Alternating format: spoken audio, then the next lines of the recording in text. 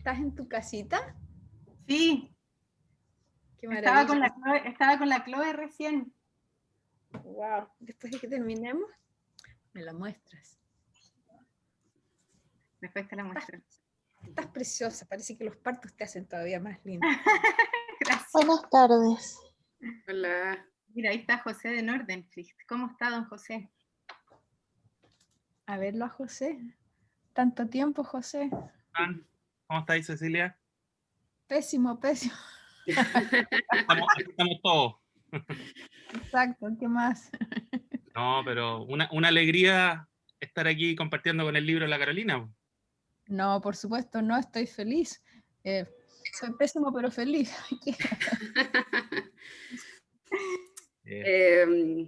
No, además, imagínate, hoy ha sido, bueno, todos estos últimos 3 días llorar, desesperado, pero a veces de alegría, a veces de susto. Bueno, en fin, imagínate. Acá hay una expresión que no sé cómo se traduce, que es un roller coaster, que es como el La montaña rusa. La montaña rusa. Sí. un atroz. Pero tenemos un poquito de esperanza. Sí, totalmente. Tenemos, es decir, todos y todas, Cecilia, estamos ocupados de lo que está pasando allá. El planeta entero. Mira, recibí el chiste más maravilloso, que era que el Papa Francisco le había escrito a Mr. Ya sabemos quién, para agradecerle porque gracias a él estaba todo el planeta rezando. Tal cual. Ay, ay, ay. Bueno, yo creo que ya estamos todos los que estaban esperando a ingresar al Zoom, así es que voy a dar inicio a la presentación del libro de Carolina Jorquera, Castro Jorquera, este maravilloso libro que está aquí. Aquí lo muestro. Bueno, estamos muy felices como Facultad de Artes y Ediciones Universidad Finisterra de presentar hoy el libro El Camino de la Conciencia, Mira Schendel, Víctor Gripo y Cecilia Vicuña, ganador del concurso de publicaciones Universidad Finisterra 2018. Si bien este libro debió salir el año pasado, todos los acontecimientos que hemos vivido en nuestro país, la revuelta social y la sindemia que estamos atravesando, y el nuevo escenario que nos tiene a las puertas de un proceso constituyente, atrasaron su publicación. Pero hoy estamos acá para celebrar su publicación y distribución, nacional e internacional. Este es un trabajo de varios años que da cuenta del proceso de investigación doctoral que realizó Carolina Castro Jorquera y que hoy presentamos editado para un público lector amplio, interesado en las artes visuales latinoamericanas, enfocado en la creación y vida de 3 artistas fundamentales: Mira Schendel de Brasil, Víctor Gripo de Argentina y Cecilia Vicuña de Chile, con quien tenemos el honor de contar hoy con su presencia.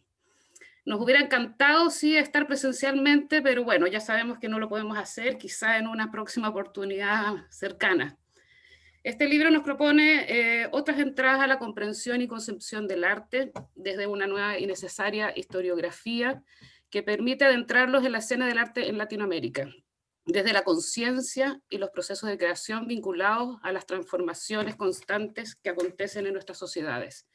Un libro que, como la misma autora menciona en la introducción, pretende poner al servicio del arte contemporáneo valores espirituales, lo que significa un gesto radical en el que un salto de conciencia puede ser lo único que nos vale de la desaparición. Ya conversaremos con mayor profundidad sobre las preguntas que el libro ha dejado en nosotras, y también mostraremos la pieza de Cecilia Vicuña titulada Rari en Nueva York del 2014. Pero para iniciar esta presentación, quiero agradecer a Ediciones Universidad Finisterra, en particular a Santiago Aranguis, su coordinador, que con mucho profesionalismo realizó la producción editorial y la corrección de estilo. Asimismo, agradecer a Francisca Monreal, la diseñadora. Y sin duda a Carolina Castro Jorquera por el aporte que significa su investigación al arte en nuestra región, y a Cecilia Vicuña por acompañarnos hoy desde Nueva York.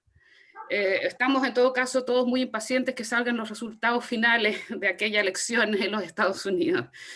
Y bueno, y por supuesto a todas y todos los que nos acompañan hoy.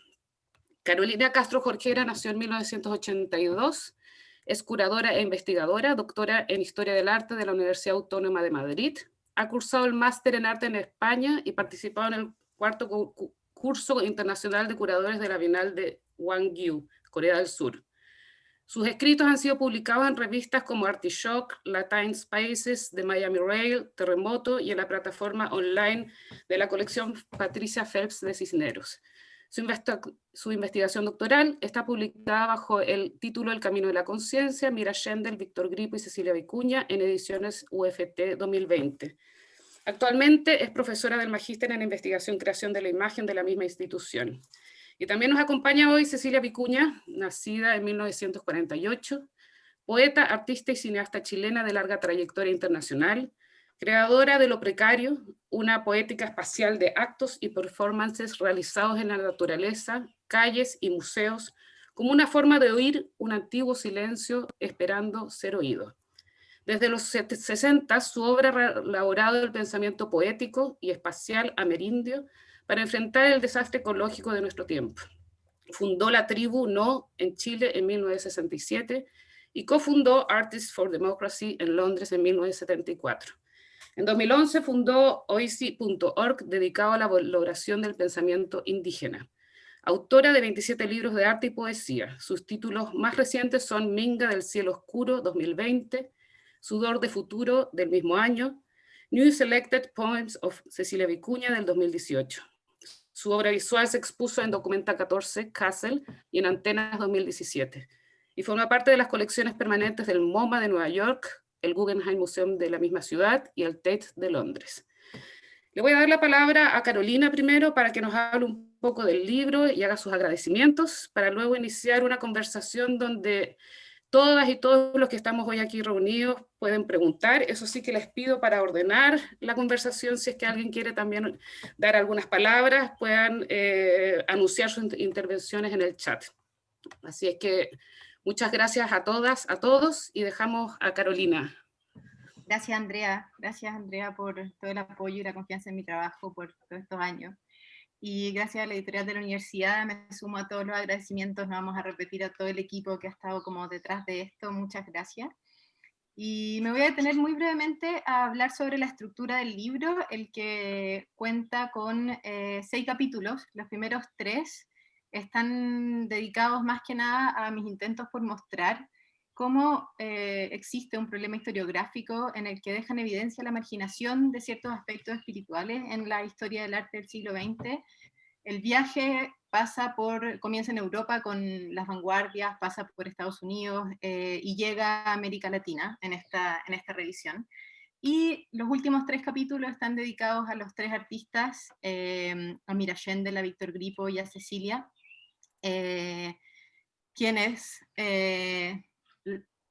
Schendel murió en los años 80, Gripo a comienzos de los 2000, y afortunadamente tenemos la suerte de tener a Cecilia aún con nosotros. Quiero dar las gracias especialmente a Cecilia por estar aquí presente y por el gran apoyo y por la compañía y sobre todo por los consejos a lo largo de todos estos años. Tengo muy vivo el recuerdo de cuando nos conocimos en Londres durante el montaje de su exposición en la Galería Jane England en el 2013, si no me equivoco, y era la primera exposición que Cecilia preparaba en Londres después de casi 40 años, si no me equivoco, después de haber vivido ahí el golpe de Estado en el 73 y haberse ido de Londres en el 74-75. Me acuerdo muy bien porque yo apenas conocía el trabajo de Cecilia y apenas había tomado la decisión de empezar esta investigación y estaba aún tratando de saber por dónde iban los tiros, digamos, pero me interesaban mucho ciertos aspectos espirituales en ese entonces. Debo reconocer que cuando comencé esta investigación hace casi 10 años, vislumbraba lo visionarios que habían sido estos 3 artistas, pero no me era posible proyectar la gran pertinencia que tendría revisar sus obras hoy, en el presente. Hoy día puedo decir que la obra de estos artistas nos pone en un lugar de visión, en que el futuro que ellos vislumbraron es el presente en el que actualmente nos estamos moviendo. Desde allí que este libro busca ahondar en las prácticas de artistas de un periodo de tiempo en el que se gestaron las bases de un pensamiento que hoy cala profundamente en los movimientos sociales y en la construcción de nuevos paradigmas, en los que el vínculo con la tierra y las cosmovisiones antiguas toman especial protagonismo en la construcción de nuevas formas de vida. Hace más de 100 años que Kandinsky escribió Lo espiritual en el arte, un libro que tuvo especial influencia en varias generaciones de artistas y que tuvo también mucha influencia en mí en los comienzos de esta investigación. Sin embargo, tengo la sensación de que esa espiritualidad de la que hablaba Kandinsky es una búsqueda que solo atañía a los seres humanos en ese momento, que era un tipo de espiritualidad como de humano a humano, vamos a decir, y que dejaba fuera a lo mejor otros tipos de espiritualidad, otras formas de espíritu. Fue tan solo, creo, en la segunda mitad del siglo XX que esa espiritualidad se vio transformada para dar inicio a un camino de conciencia, como dice el título de este libro, con implicancias ecológicas, económicas y políticas que son cada día más urgentes de reconocer. Las generaciones de Schendel, Grippo y de Vicuña vivieron esa transición y ese despertar de una conciencia que ya no se teje en relaciones entre humanos, sino que se teje en relaciones mucho más complejas, entre seres tierra, seres agua, seres vivos que son mucho más que humanos y con quienes nos relacionamos a diario. Muy tempranamente estos tres artistas distinguieron que el mundo real en el cual nos encontramos es más bien una matriz entretejida de sensaciones y percepciones, un campo colectivo de experiencia vivido a través de muchos ángulos. Comprendieron muy pronto sobre la inscripción mutua de otros en mi experiencia y de mi experiencia en la de otros, que no existe un yo sin un nosotros, diríamos hoy. Estos tres artistas vivieron dictaduras en sus países. Aún así, considerando su obra, es evidente cuán activamente participaron en definir la cultura y el tejido social de su época, y en poder crear un lenguaje poético que se opusiera a las figuras de autoridad y que pudiera recuperar una nueva forma de comunicación. Lo suyo es lo relacional, lo cotidiano en el mundo de la vida.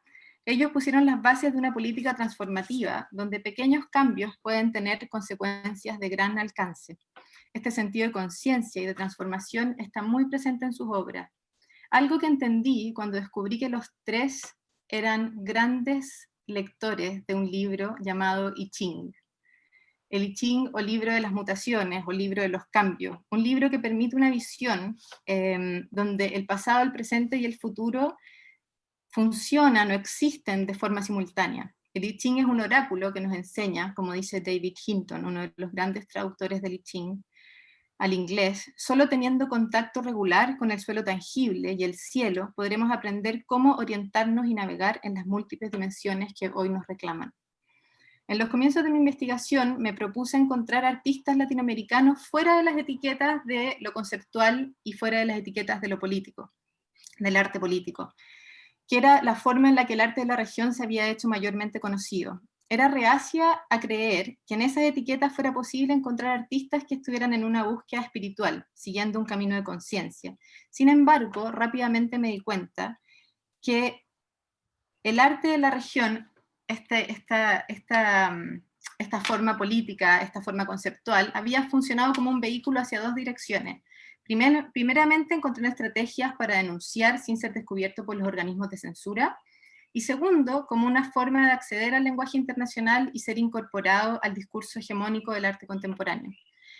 Sin embargo, aunque invisibilizada por la historia del arte local, había surgido también una tercera dirección, un tercer rumbo, podríamos decir, la de un grupo de artistas que a la vez que incentivar una conciencia política, habían conseguido despertar una conciencia espiritual con sus obras y habían logrado, en medio del dolor y el sufrimiento, contribuir a la integración del ser humano con su entorno social, cultural y ecológico.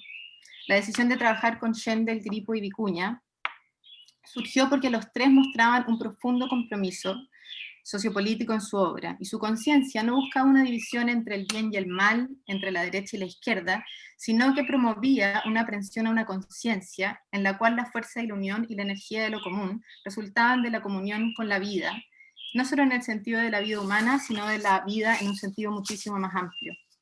En relación a esta comunión con la vida, este libro, que es central en la obra de los tres, este libro podríamos decir que navega por la historia del arte del siglo XX, pero en especial por cómo aparece, digamos, una forma de conciencia diferente, una forma de ver el mundo diferente, una forma de poder estar en el mundo, que para mí era totalmente nueva en el principio que empecé, en el comienzo de esta investigación. Fue muy inspirador encontrarme con el trabajo de la curadora belga Catherine de Seeger, quien trabajó directamente con Shendel, Grippo y Vicuña en los comienzos de sus carreras, y con quien pude compartir hasta el día de hoy una mirada tremendamente generosa sobre la gran visión que propone la obra de estos tres artistas. Quiero aprovechar de dar las gracias a Catherine por las palabras, por la escritura del prólogo de este libro, que contribuye sin duda a esta investigación con una mirada brillante y diáfana sobre lo que ella llama el mundo de la vida. Catherine publicó en 1998 Qui Poème Cecilia Vicuña de Precarious, que yo creo que es uno de los libros más increíbles que existen hasta el día de hoy sobre la obra de Cecilia Vicuña, y que lo leí, y cuando lo leí por primera vez me encontré con un poema de Cecilia que decía: el agua quiere ser escuchada. Las palabras de Cecilia me iluminaron profundamente, porque me di cuenta que el agua era consciente, me di cuenta que estaba despierta, y que, como ella misma cuenta en el mito de origen de su arte, cuando ella sintió el agua en el mar, en las orillas de la playa en Concón, en la creación de sus primeros precarios, el agua también la sintió a ella. Escogí una obra de Cecilia para mostrar hoy, y es un video que se titula Rari en Nueva York, y fue realizado en el 2013, camino a un performance en The Poets House, titulado Mariposas y la Constitución. Y me pareció que es una obra que desde que también yo la vi por primera vez, era una obra que poseía una visión muy particular. La visión de que estos seres de los que estamos hablando, estos seres con los que compartimos constantemente, que no son necesariamente humanos, tenían que estar en la Constitución, tenían que tener un lugar, una voz, podríamos decir. Así que voy a mostrar el video de Cecilia para que podamos después dar paso a una conversación entre todas y con todos los que están ahora conectados. Voy a compartir pantalla. A ver, ¿está ahí compartiendo? Sí, tienes que ponerlo en pantalla completa para que se vea. Voy a partir, voy a echarlo para atrás y va.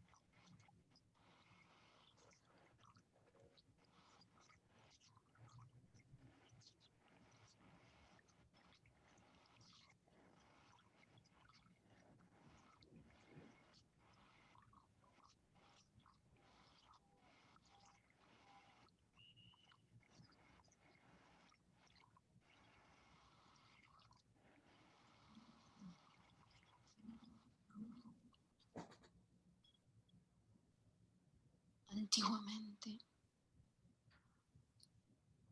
bordé sobre mi cabeza las marcas del abandono y el fracaso.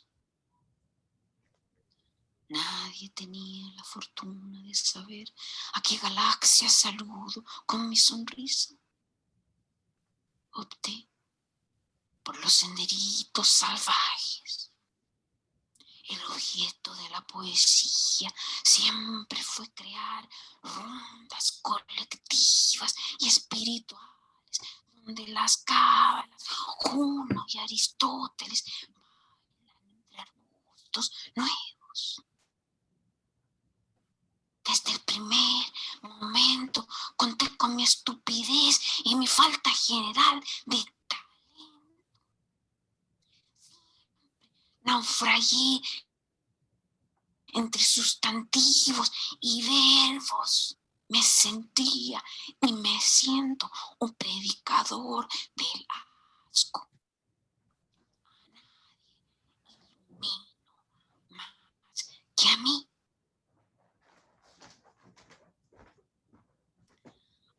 Amendments to the Constitution. Amendment 1. First Amendment.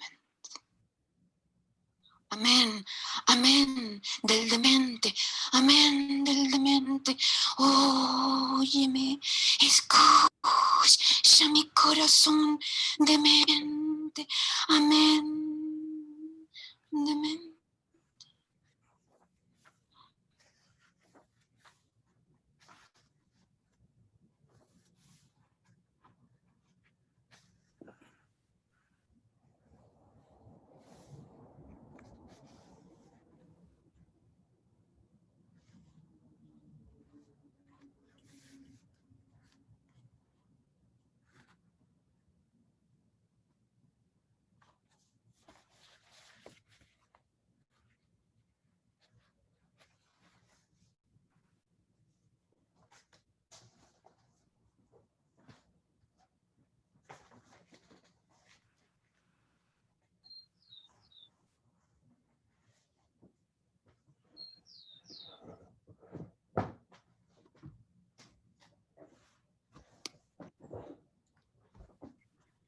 Aquí estamos de vuelta. Ceci, ¿estás ahí? Aquí estoy. Nada, quería mostrar este video tuyo, esta pieza tuya, porque como habíamos estado conversando, creo que es como, es muy pertinente a este tiempo, ¿no? Como hablar de la Constitución. Y quería traer a esta conversación y hacerte una pregunta. Hace muy poquito tiempo estuve escuchando a Silvia Rivera Cusicanqui, esta maravillosa mujer, y ella decía que si es que vamos a darle derechos a la tierra, a la Pachamama, dice ella, deberíamos también tener la posibilidad de preguntarle su opinión, como de poder consultarle en cada caso, ¿no? Frente a eso y frente a este nuevo proceso constituyente que estamos empezando, quería que tú me hablaras un poco de qué significa para ti que estemos en este proceso hoy y cómo, nada, cómo se siente. A ver.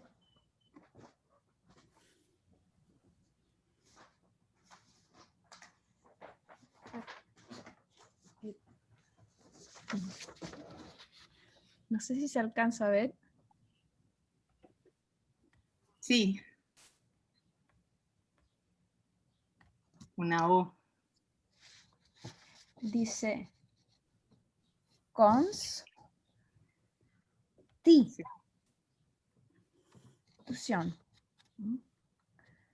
A ver, esto tiene fecha en marzo. Marzo 16. En ese momento, perdón, no sé, me habían pedido que, fue un poeta, creo que era Bruno Cuneo, que me pidió que yo hiciera un diseño para un proyecto colectivo en que muchos artistas iban a imaginar una portada para esta nueva constitución. Entonces yo de inmediato hice como una palabrarma de la palabra constitución, ¿no? Y como tú ves, o sea, esas raíces que están adentro de la palabra misma co quiere decir con, ¿no? Entonces que la constitución ahora se conceptualice en Chile como algo que es de nosotros, eso significa un salto cósmico, un salto radical de conciencia y el gozo que eso le comunicó a todos los chilenos, sea que están en Chile por horas haciendo cola.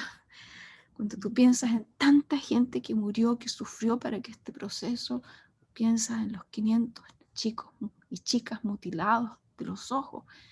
Todo eso está presente, todo ese sufrimiento está presente en el gozo que sentimos todos y todas, todes, incluso los que estábamos acá afuera a miles de kilómetros de distancia en ese momento, colapsó el espacio y el tiempo, como se dice en cuántica, porque efectivamente era el ser todos algo juntos, lo que realmente brilló con una luz excepcional. Y yo no había sentido esa energía, esa luminosidad de nosotros en Chile desde la época de la Unidad Popular. Entonces fue yo muchas veces he contado y he dicho que yo salí de Chile a fines del 72 becada para estudiar arte en Londres.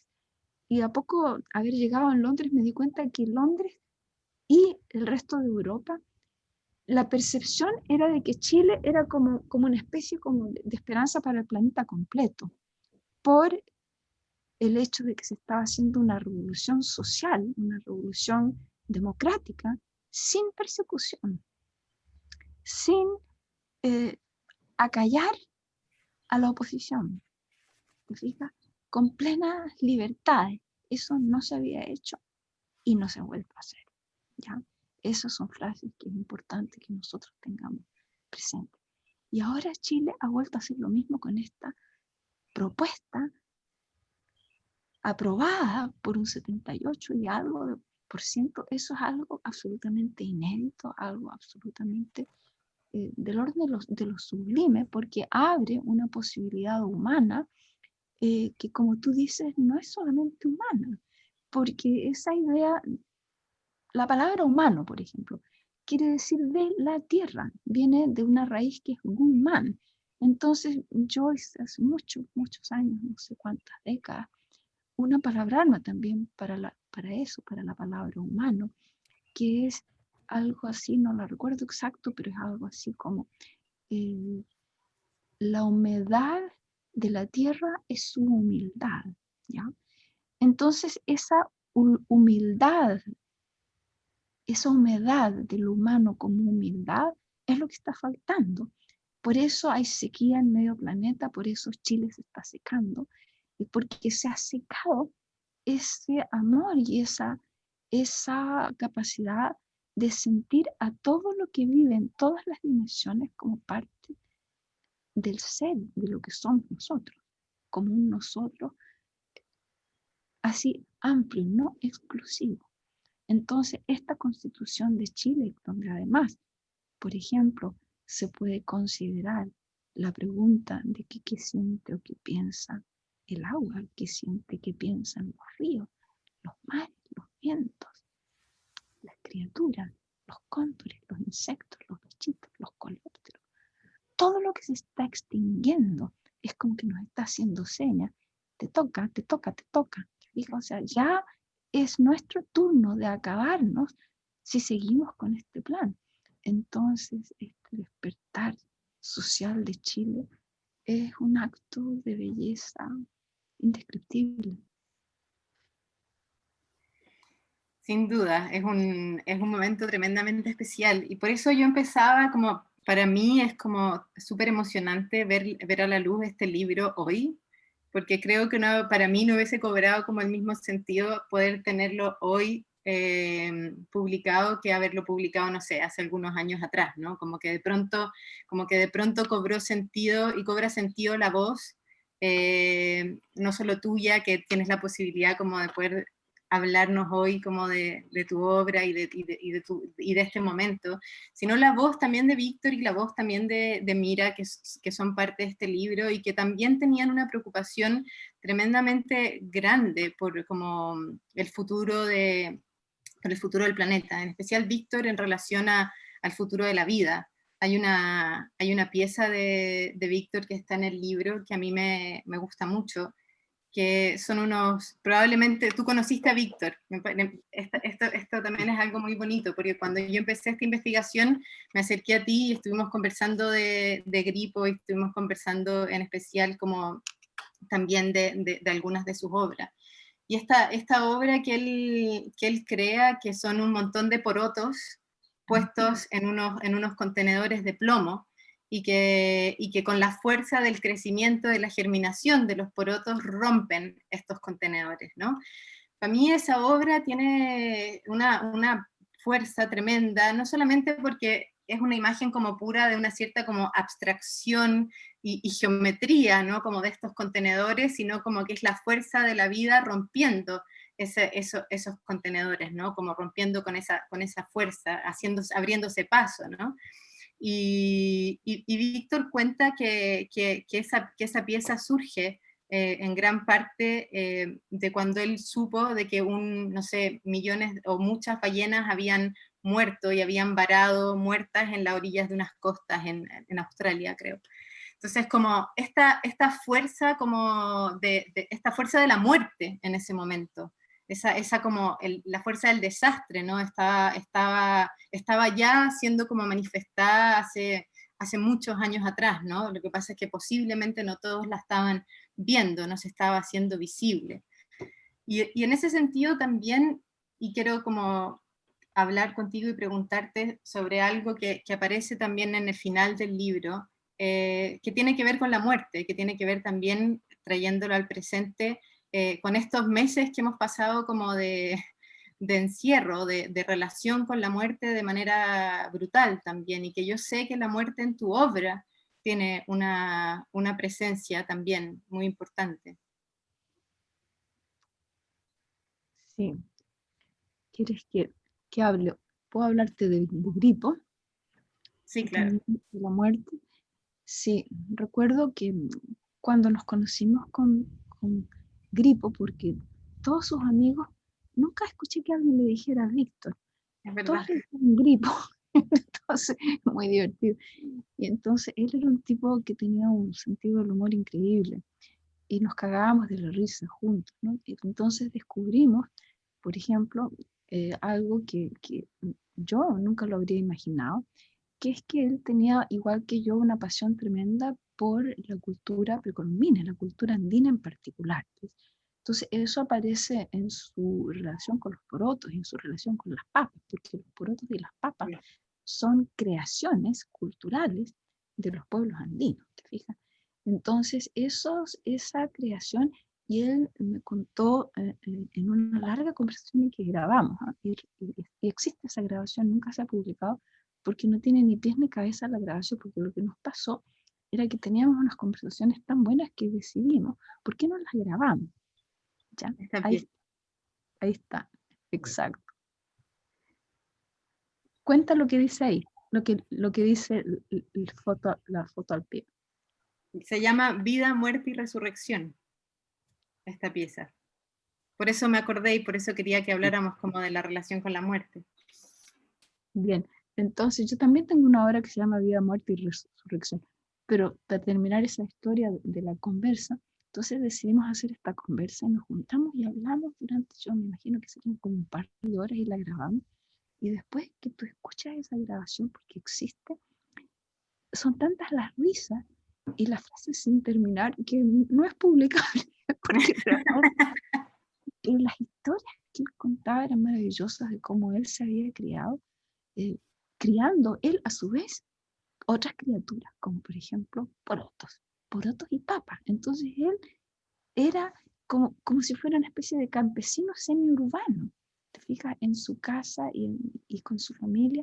Entonces esa tradición así del italiano migrante trasplantado que sigue teniendo esa relación profunda con la tierra, sea en la ciudad, sea donde fuere, eso es algo que nos comunicaba a los dos mucho, ¿ya?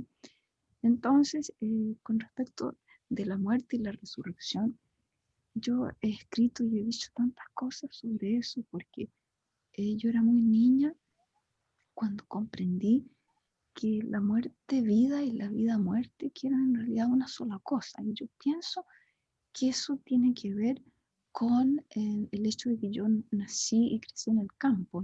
Yo viví en la Florida cuando la Florida era un espacio silvestre, con unas pocas chacras, pero todavía había bosques, lagunas, y yo tengo algunos poemas donde cuento como yo era una de esas niñitas que caminaba por un caminito de tierra por un largo tiempo antes de llegar a una escuelita pública, que era la única escuelita que había en todo ese territorio.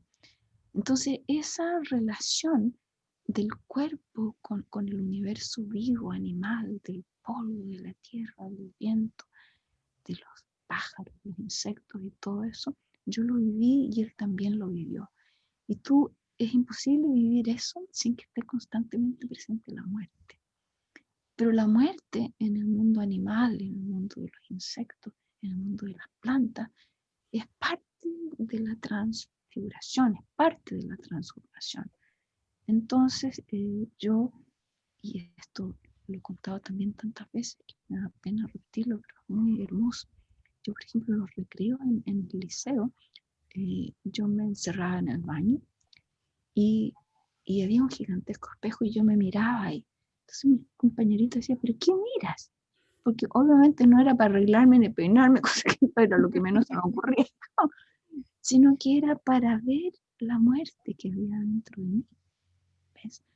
Entonces yo veía esa muerte en mí, y esa muerte en mí, mi futura muerte, ¿de dónde venía esa noción? Yo tenía 8 o 9 años cuando conocí a la momia del plomo, el niñito que fue extraído de su altar y exhibido para que todos los niñitos, fue exhibido como un objeto en el Museo de Historia Natural, y yo, junto con otros miles de escolares, nos encontramos así frente a frente, así, con la misma distancia que tengo aquí el computador de la carita del niño, ¿te fijas?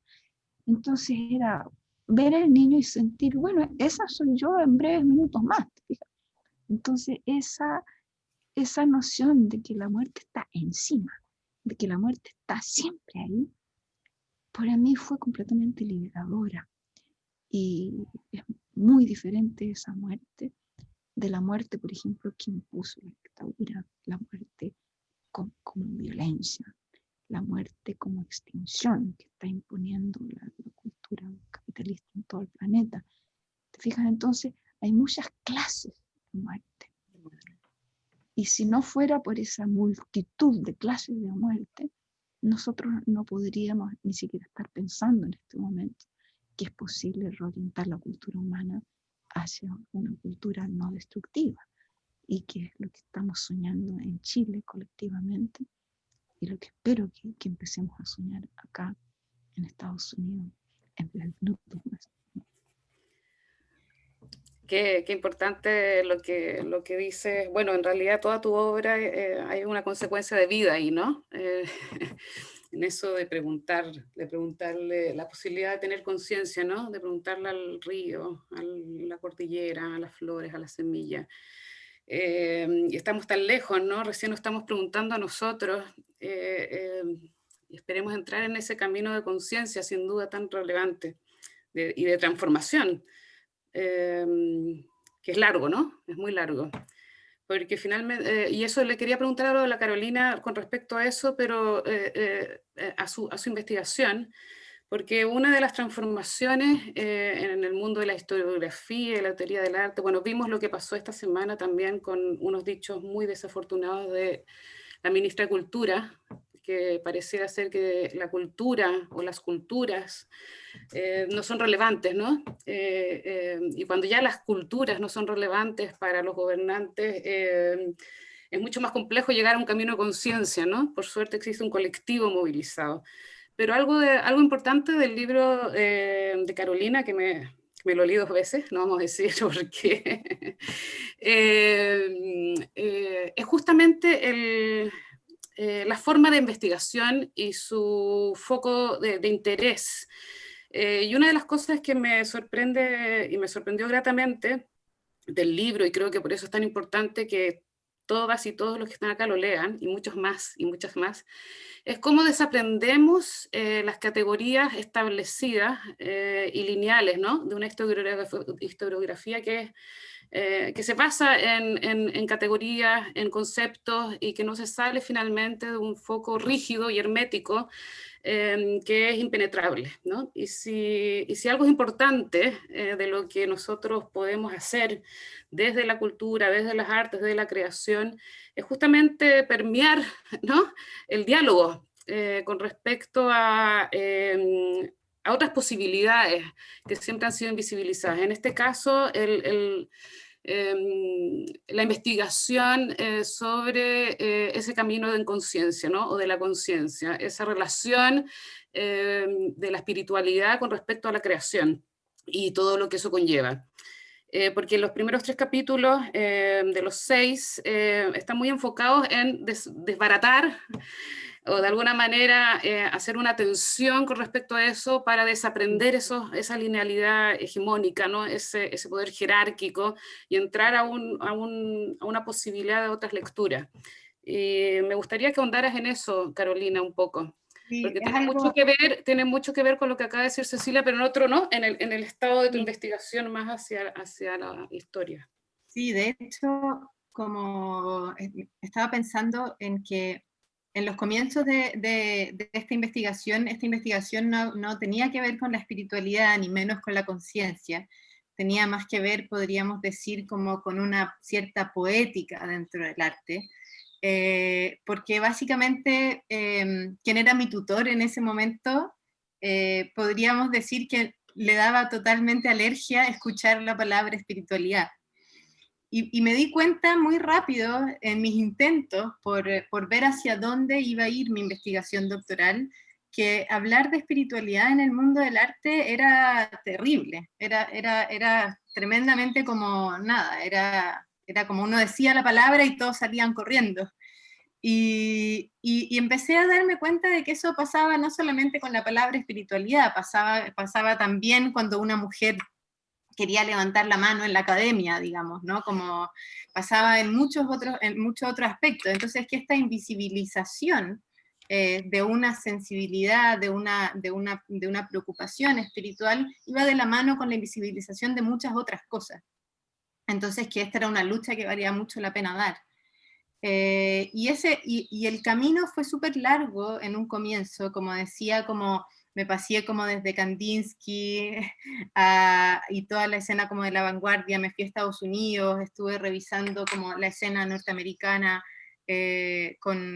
como más, podríamos decir, más abstracta, los artistas que se habían ido a vivir a Taos, a Nuevo México, todo lo que había ocurrido como en la costa más, como en la costa oeste.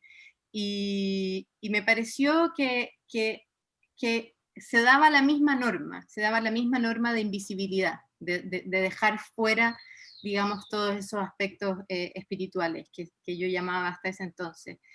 Y cuando llegué a América Latina me encontré con un problema aún mayor, porque yo había sido educada en un contexto en el cual el único arte válido, aparentemente, en Chile, como en Argentina y en los países vecinos, había sido como el arte político.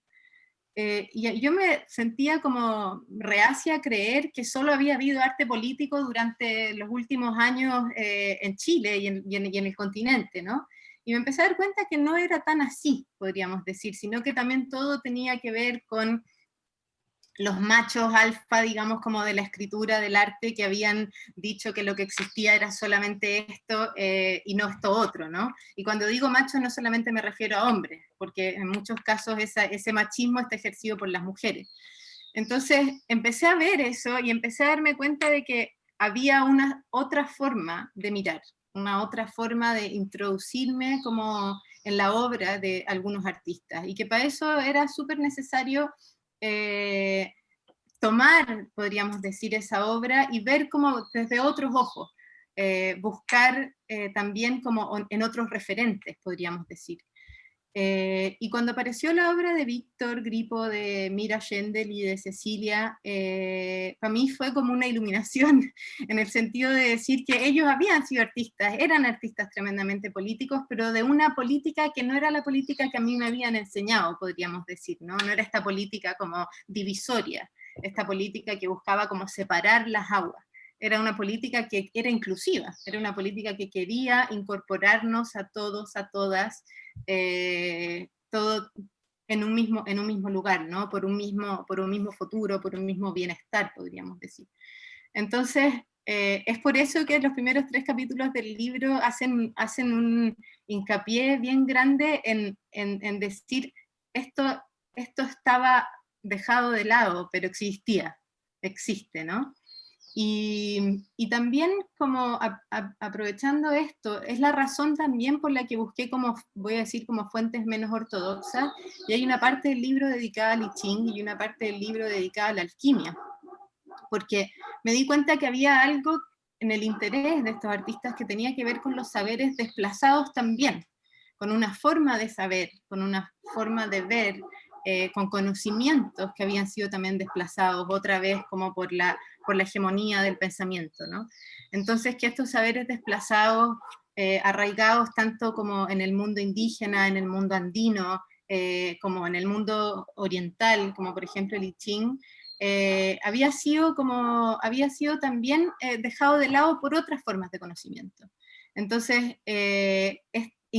traer esto era también una forma, traer esto al libro, traer esto a revisar estos aspectos de estos artistas, también era una forma de poner en jaque ese pensamiento como estructurado, ese pensamiento hegemónico, ese pensamiento tremendamente machista también. Oye, Cecilia, y en ese aspecto una pregunta más y después voy a empezar a leer lo de los chats. En ese aspecto, la misma Rivera Kusikanski que mencionó antes Carolina decía que más que descolonizarse, ella dice que más que descolonizarse, hay que descolonizarnos a uno mismo, ¿no? Más que hablar hacia afuera, hay que hacerlo hacia adentro. Yo creo que ese es si bien no soy una experta en tu obra ni en tu trayectoria, me parece que ahí hay un tema que también es relevante, ¿no? Esos aprendizajes desplazados, omitidos, invisibilizados, en ese camino de la conciencia, en ese preguntarle a las plantas, en ese preguntarle al agua, está la sabiduría indígena, ¿no? De todo nuestro continente, pero también de todos los continentes. Cuando uno habla de poder desaprender, ¿no? Todo lo que hemos aprendido en estas escuelas jerarquizadas desde el colegio, en la universidad, en la sociedad. ¿Qué opinas tú de eso en ti, ¿no? Cuando leo tu biografía, que dice que eres artista, poeta y cineasta, y eres una persona que está en un proceso de descolonizarse. ¿Qué piensas? ¿Qué piensas de eso? Bueno, me parece fantástico que finalmente la palabra descolonizarse se haya popularizado, gracias al trabajo de Silvia Rivera, Kusikanski y tantos otros, porque en realidad yo pienso que esa descolonización empezó junto con la colonización. Lo que pasa es que esa descolonización siempre ha sido sumergida, porque no es lo deseado ni lo esperado por todos los colonizados que han manejado la educación, la cultura, los medios, durante 500 años. Entonces, por ejemplo, suponte, la primera publicación que hice yo acá en Estados Unidos cuando llegué el año 80, yo fui invitada a participar por Lucy Lippard en ese colectivo maravilloso que se llamaba Heresies, es decir, las heréticas, ¿ya? Entonces yo fui considerada instantáneamente por Lucy, apenas recién llegada, como una de esas heréticas. Entonces, ¿qué hice?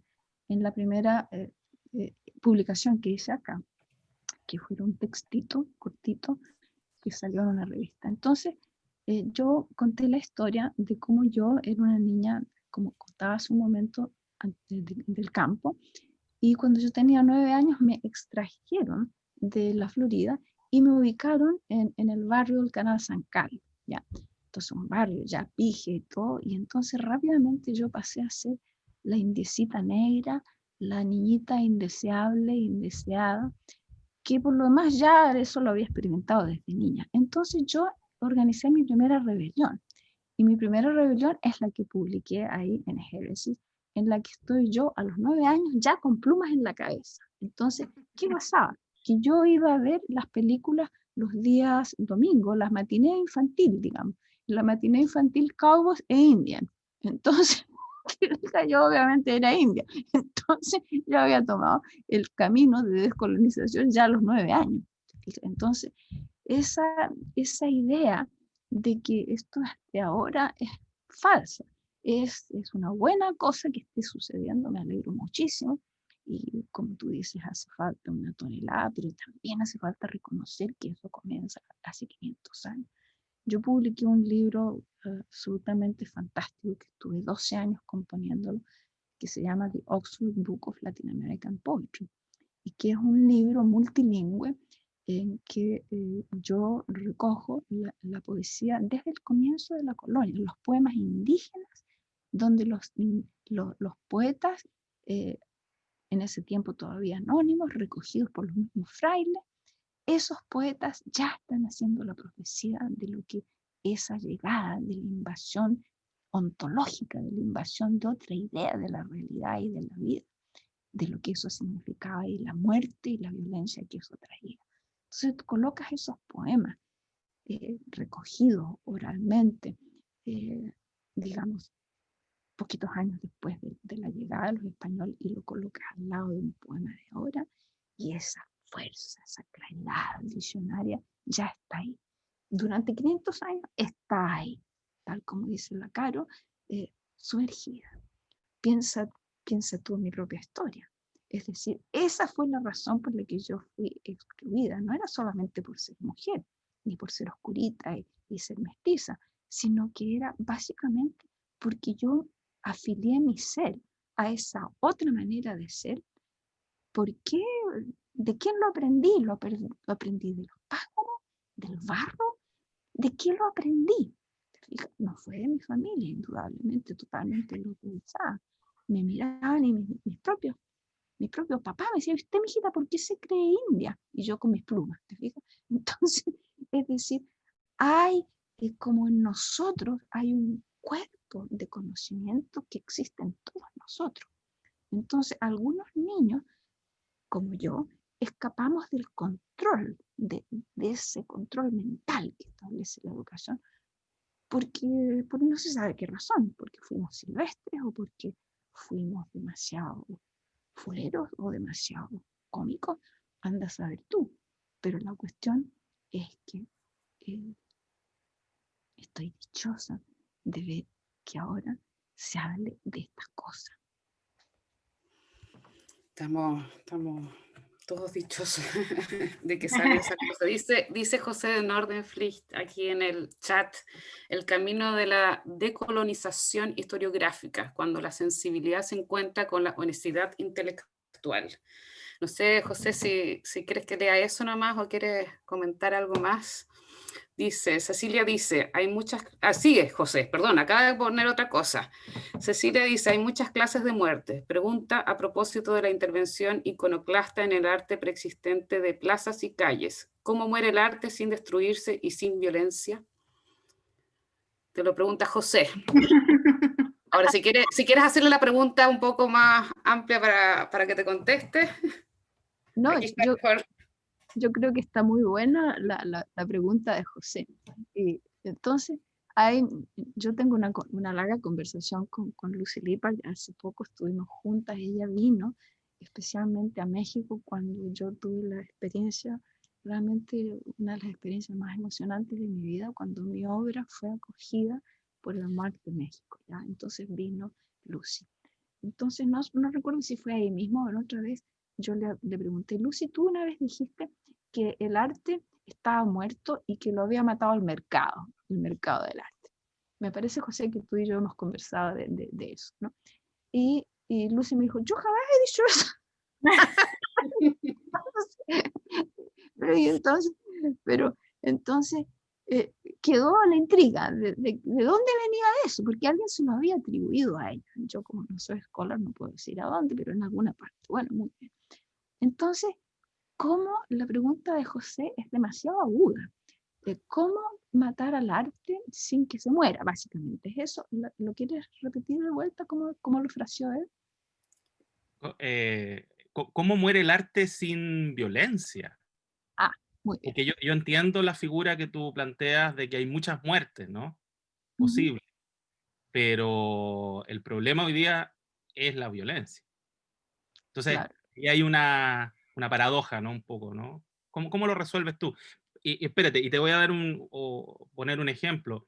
Por ejemplo, nuestras amigas, ¿no? Del colectivo de las Casas de la Recogida, citan un palabrama tuyo muy bonito, ¿no? Que dice, somos el visible pulso de lo posible, ¿no? Y lo ponen ahí en el monumento Baquedano.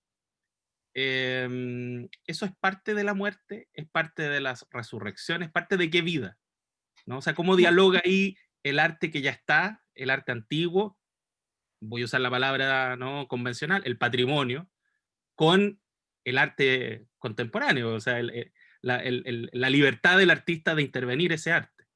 ¿Cómo ves ese tema? Bueno, yo creo que la muerte y la resurrección están unidas, ¿ya? Yo creo que tú lo has escrito como nadie, es decir, que el patrimonio es la transformación del mismo patrimonio, es decir, la valoración que activa el patrimonio cambiándole el sentido, cambiando el significado, para que pueda continuar ejerciendo el sentido de una continuidad que es transformadora y transformante a la misma vez, ¿no? Entonces, la pregunta de cómo pasar por la muerte del arte sin violencia, esta pregunta no tiene respuesta, porque nosotros estamos inmersos en esa pregunta y la cultura humana entera está inmersa en esa pregunta. Por ejemplo, yo ahora estoy preparando la resurrección de una de mis tantas obras destruidas, porque más del 90% de mi obra fue destruida por mis amigos, parientes y familiares, ¿ya? Y yo también destruí muchas obras mías, porque como se había ya establecido que mi obra no valía nada, yo también participé en la destrucción de muchas obras mías. Entonces ahora estoy ocupada de reconstruir, por ejemplo, una obra mía que se llama Homenaje a Vietnam, que fue una gran exposición que hice yo el año 1977 en Bogotá, que eran los grandes textiles pintados a mano por mí, y de los cuales han sobrevivido solamente 2. Originalmente deben haber sido unos 18 o 20, más o menos calculo yo.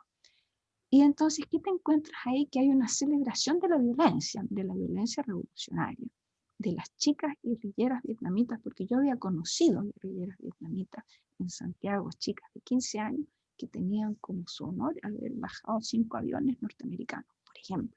Es decir, esas preciosas niñitas, que eran todas todavía más chiquititas que yo, ya habían matado a varias personas. Entonces, me encuentro con esa celebración de la violencia y es todo lo contrario de lo que pienso ahora. O sea, ahora pienso que la violencia solamente va a traer más muerte y más violencia, pero ¿qué somos nosotros o qué importancia puede tener lo que nosotros pensemos frente a un proceso histórico de transformación donde la violencia se viene ejerciendo en forma total, radical y absoluta contra la tierra, contra el agua, contra el aire, contra el viento, contra las culturas, los pueblos, las mujeres?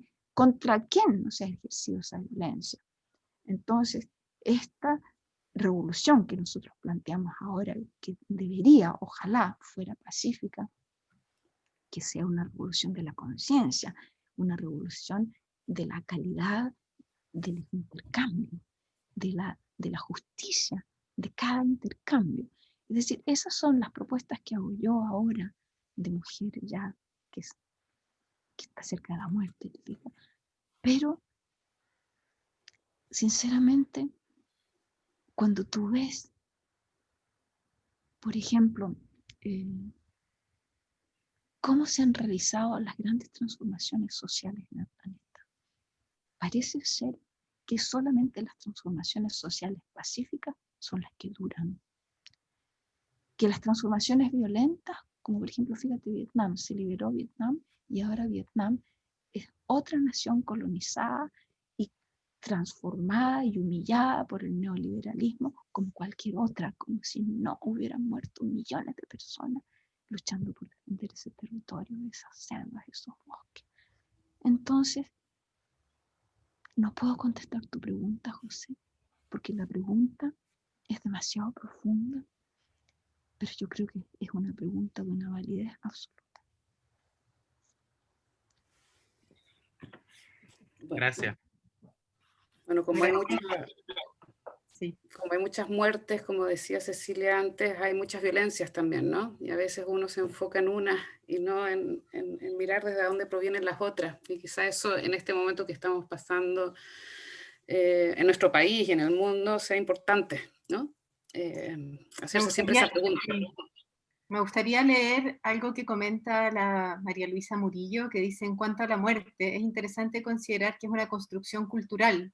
En términos de la biología cuántica, esta es solo una transformación. Me gusta lo que dice la Luisa porque me hace pensar en la razón también de por qué yo escogí esta portada del libro. Porque escogí esta obra de la Cecilia como portada de este libro.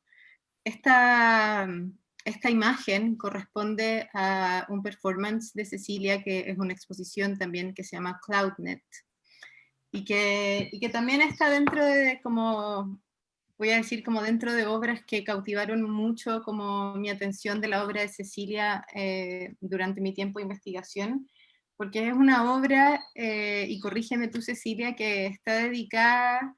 está dedicada al cambio climático, pero está dedicada a esta red de nubes también, como el lugar de donde proviene el agua, ¿no? Como el lugar desde donde es posible la regeneración de la vida.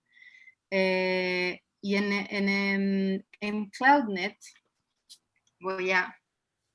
que aquí está el libro de la Ceci. En Cloudnet, tú, Cecilia, invitáis a 3 mujeres, a Rosa, Luisa y Alicia, a hacer un performance, que es como un performance no anunciado, ¿no? Si mal no recuerdo, como un encuentro sin aviso, ¿no? En el que se encuentran a bailar, a hacer una especie de danza a las nubes, en propuesta como de una regeneración de la vida, ¿no? Y en ese sentido concuerdo totalmente contigo y con lo que dice Luisa, de que la vida y la muerte son una misma, ¿no? Son parte de un proceso de transformación. Y que en ese proceso de transformación,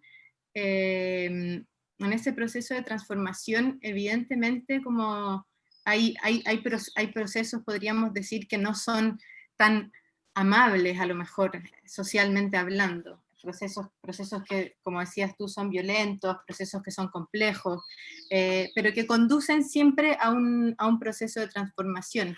Ahora, es muy difícil pensar en la muerte en términos como humanos, digamos, como en la muerte, en términos humanos, como a través de la violencia, que en la muerte en términos biológicos como proceso de transformación. Creo que hay ciertas cosas que son inevitables y hay ciertas cosas para las que necesitamos como transitar por ese camino de conciencia para poder llegar a esas otras formas de llamar a la vida, ¿no? Las otras formas de vivir.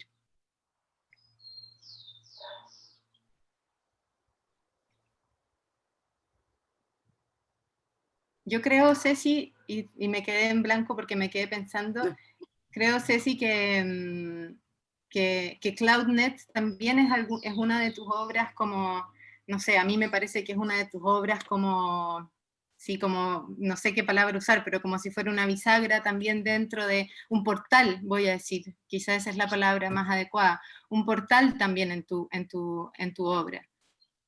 Sí, está muy bien tu percepción porque resulta que como 2 años antes de llegar al año 2000, ponle tú por ahí el 97, yo creo que debe haber sido, aparecieron acá en mi casa en Nueva York 3 curadoras y que usaron exactamente esa frase que tú estás usando.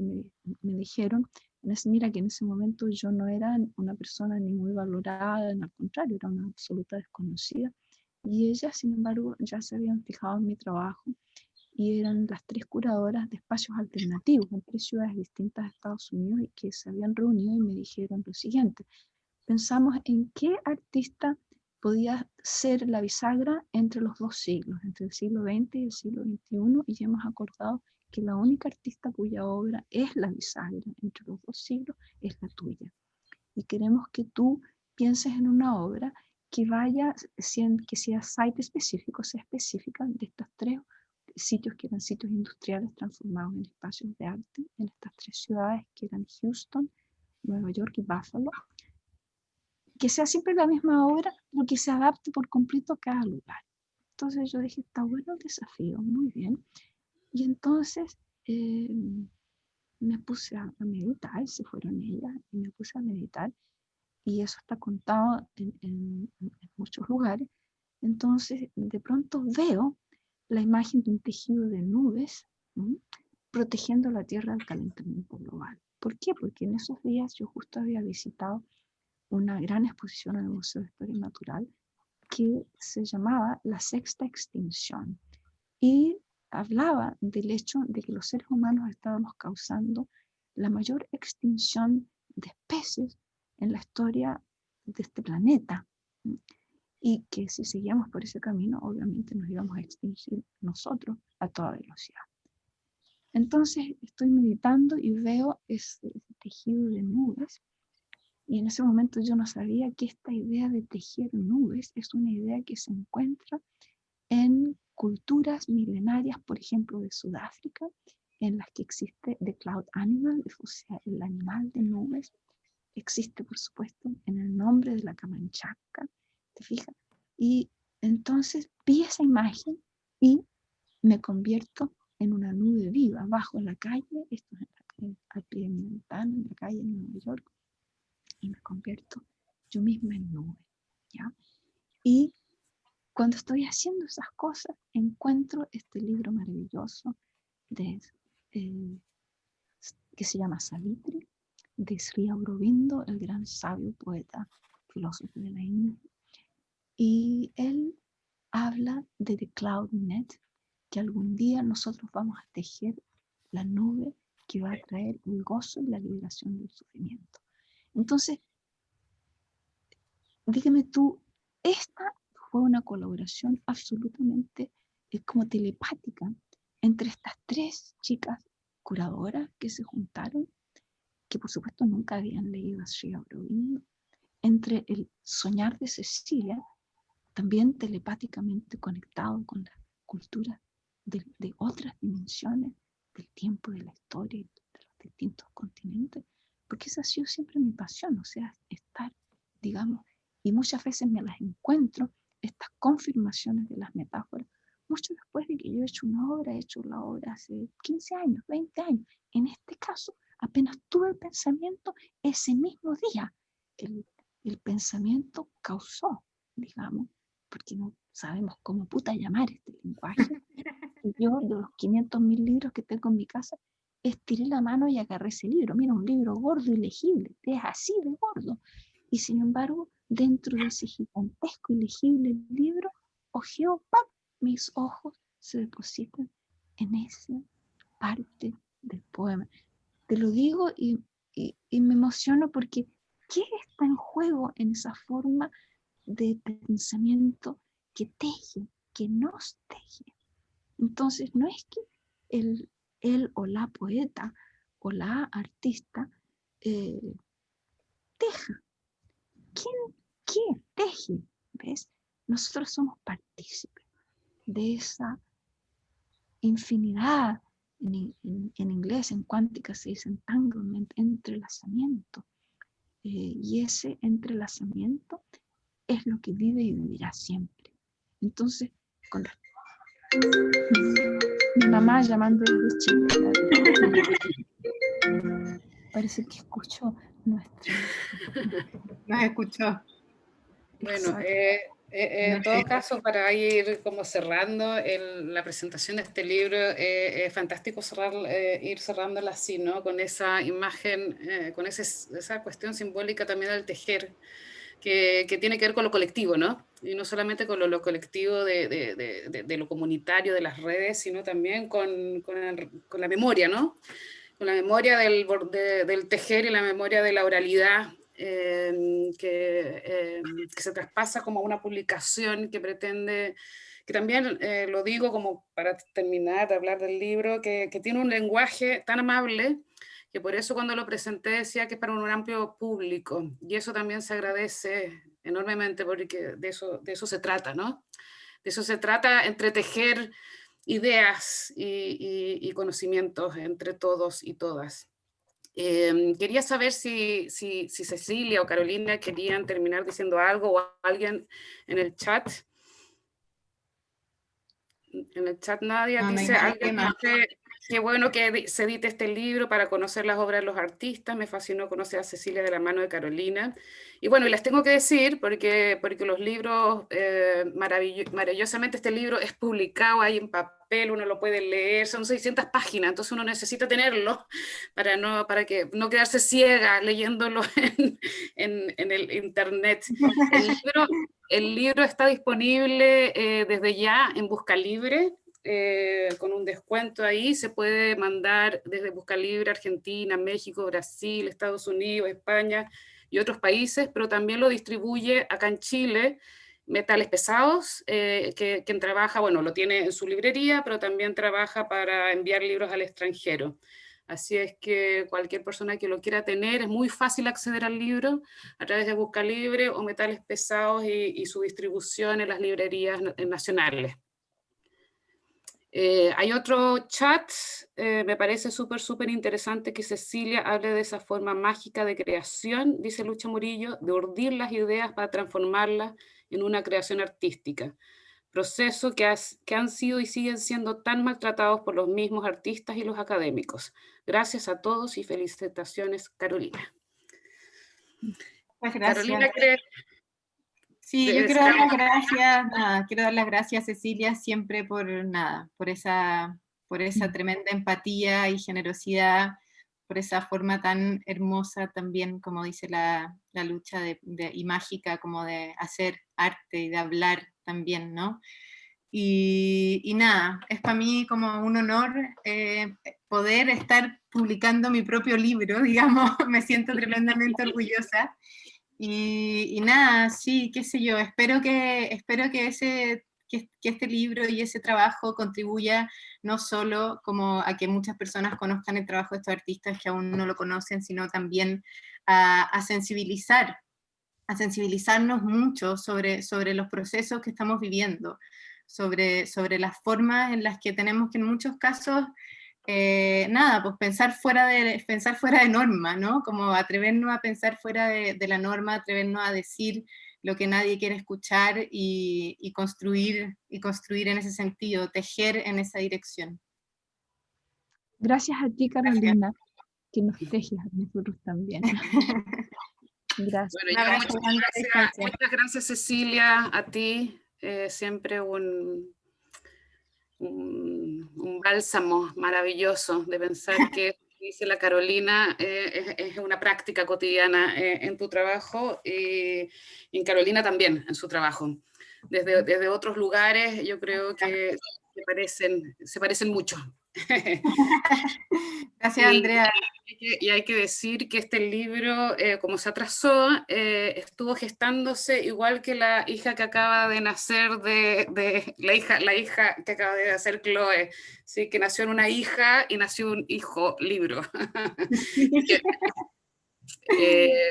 Nada, muchas gracias a todas y a todos los que están aquí presentes. No nos alargamos un poco, pero es maravilloso poder conversar así en estos tiempos, ¿no? Y esperamos de verdad que este domingo o lunes tengamos unas noticias buenas para el mundo. Sí, Porfa. Buenas tardes, que tengan muy buen fin de semana y ya saben que el libro está disponible. Sí, Gracias, un abrazo. Gracias a todos los que preguntaron y intervinieron también. Gracias. Gracias. Chao a todos, a todas.